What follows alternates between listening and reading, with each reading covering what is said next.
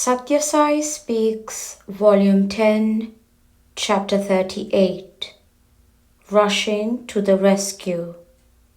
The Satyam Shivam Sundaram, Truth, Love, Beauty, Manifestation of God, responds to prayers addressed to any of its manifold names. It is endowed with infinite patience and compassion, though it has now assumed human form and can be expected to have human traits and even human failings, for it has to deal with human frailties and rescue man from himself. Man has to be shown the means by which he can enlarge the circle of love and spread the light of his reason wide. Unless man is able to see all humanity as one, he cannot be declared a devotee of God. For humanity is the progeny of God. The divine is the string on which all this floral variety is strung into a garland. Yoga is the method by which the inner kinship is realized and one's affinity with the universe is experienced. Udyoga, the word which is now used for any type of employment, is best used for the highest job on which man can be employed, the discovery of this innate kinship. Of course, at first sight, the divinity inherent in all beings and things will not be clear to the vision. How can anyone read the sign G as G without being told by someone who knows and accepts that statement in good faith? Then he reaches the stage when he can read G-O-D as G-O-D. But what persuades him to read it as God and not just as G-O-D? Again, it is the Guru whom you trust and who knows these things well. And how do we know that the sound God represents for all, the inscrutable, all-pervasive intelligence that pervades the atom and the star? Again, it is the Guru who had taught us to accept it. The I is a reflection of God in the body mirror. But it is not enough to know just this from the Guru.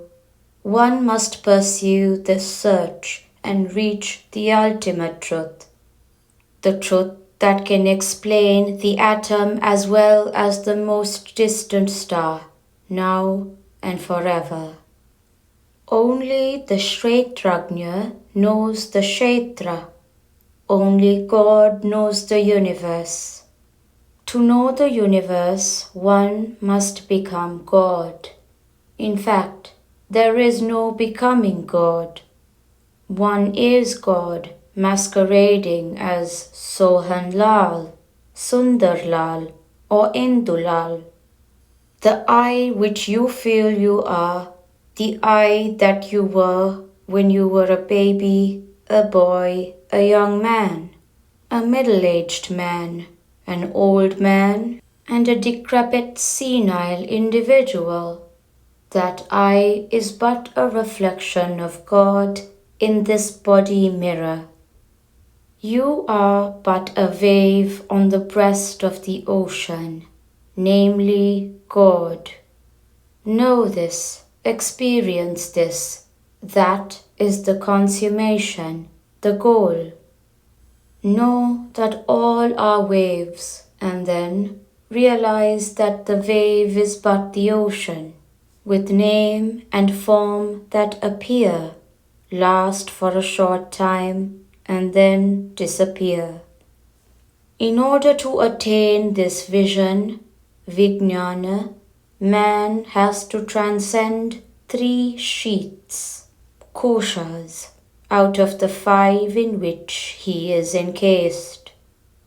the Annamaya Kosha, or gross, with its equipment of the senses, the Pranamaya Kosha, or subtle, with its instrumentality of vital airs, and the nervous system, the Manomaya Kosha, the casual, with its pattern of desires, motives, resolutions, wishes, both positive and negative, which form the complex called mind.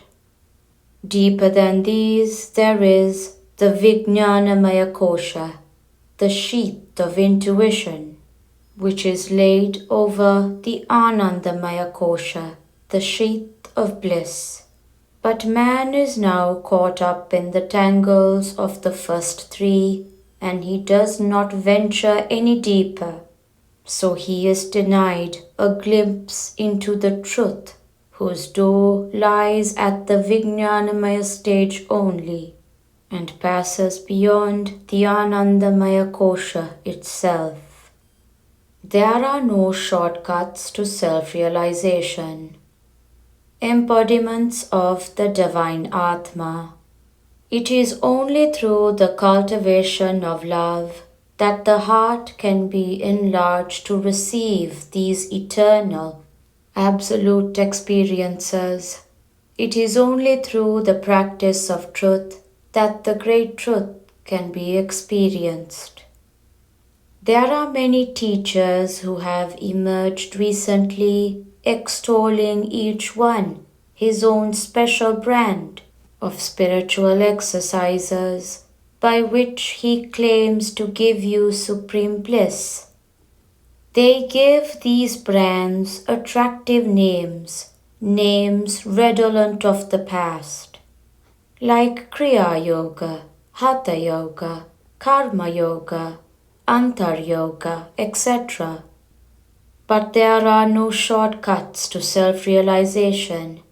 The goal can be reached only through the purification of character and the cultivation of unselfish love.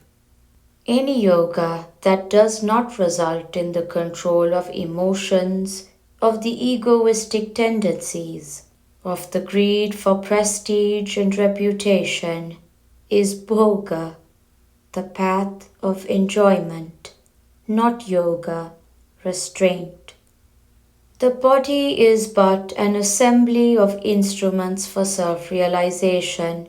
That is the culmination of all the lives which earned for you this equipment.